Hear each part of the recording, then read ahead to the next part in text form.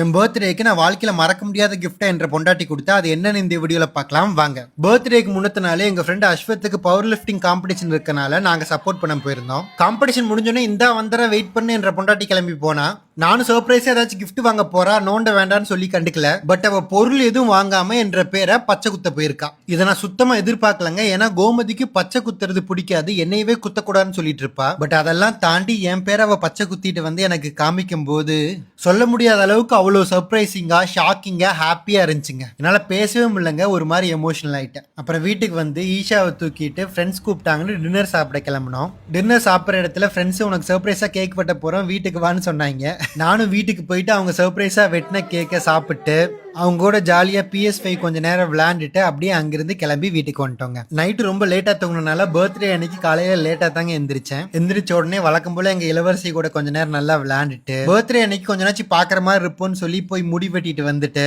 ஈஷா கூட மறுபடியும் கொஞ்ச நேரம் ஆசைதீர விளையாண்டுட்டு அப்படியே என் பர்த்டே அவுட்ஃபிட்டை போட்டுட்டு நானும் என்ற பொண்டாட்டி எங்க ஃப்ரெண்ட்ஸுக்கெல்லாம் ட்ரீட் கொடுக்க போயிட்டோங்க. என் பர்த்டேக்கு விஷ் பண்ண உங்க எல்லாத்துக்கும் ரொம்ப ரொம்ப நன்றி. டாடா.